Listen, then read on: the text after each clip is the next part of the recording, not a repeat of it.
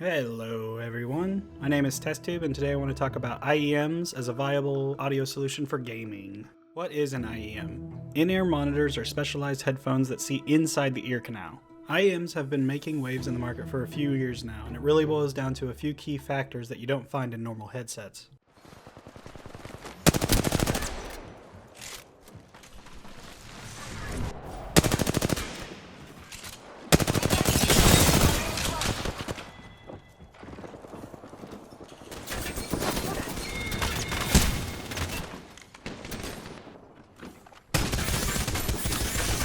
Open back headsets have the best soundstage, but some of the good ones are insanely overpriced. So, alright, so we go to 2,000. How much you boy at? 28? No, 38. 38? Yeah. You paid two? I'm copying them. God. Ah! I've recently upgraded to the Sennheiser IE200s and have been really blown away by the quality. Retailing for $150, the leap in imaging as well as the more neutral and clean highs has been an experience you have to hear to believe. Without breaking the bank, you can get into a solid entry-level IEM for around $50. Unfortunately, there are no IEMs on the market that can help with bad aim.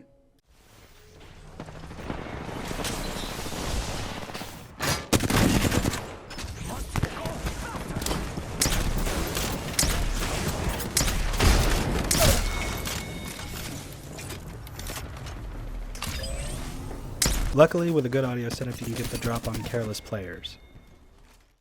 The Apple AirPods are a measly $20 on Amazon and absolutely capable and worth the price. The KZ ZS10 Pros are an absolute monster deal at $50. The KZs have a very loud and crisp signature, but peak a lot at the high end, and the bass is pretty flat overall. Things like gunshots can really cause ear fatigue over long play sessions. Unfortunately, this is where you can notice the get what you pay for motto. I don't want to undersell these IEMs in particular, as they do a really commendable job at this price point. Get in the vehicle, friends.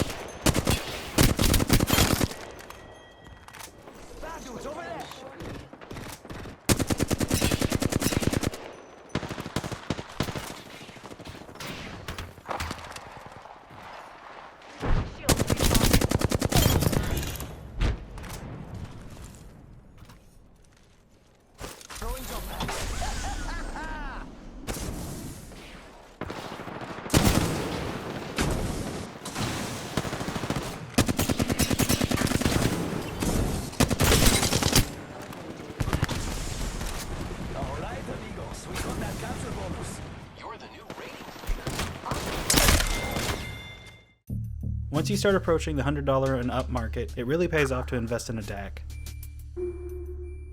The IE200s are the bottom of the totem pole for Sennheiser's lineup, but offer an absolutely stupid quality of sound for the price point.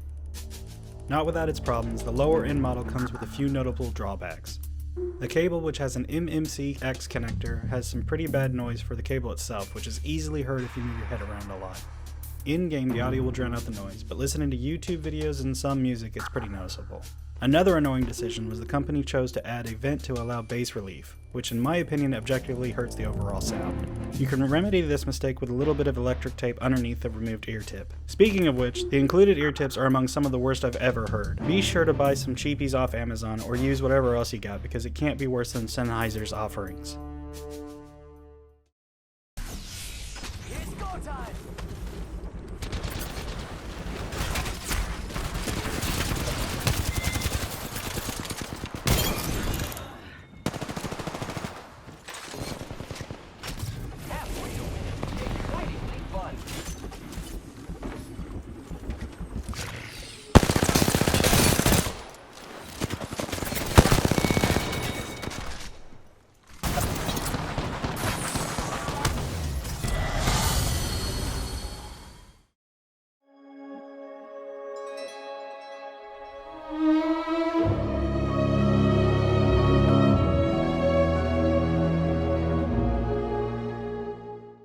Well, Alice, it seems we both got autism, haven't we? Yeah. Well, that's good to know.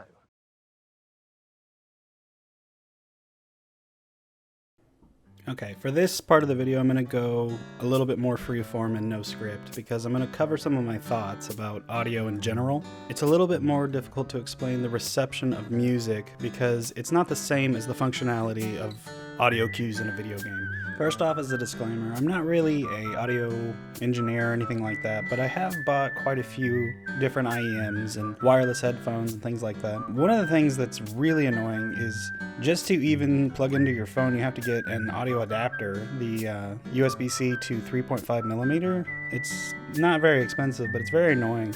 I actually had a lot of trouble when I switched from my iPhone to the Z Flip 5. I had to buy a different adapter, and the first one I had was way too loud. The second one was way too quiet.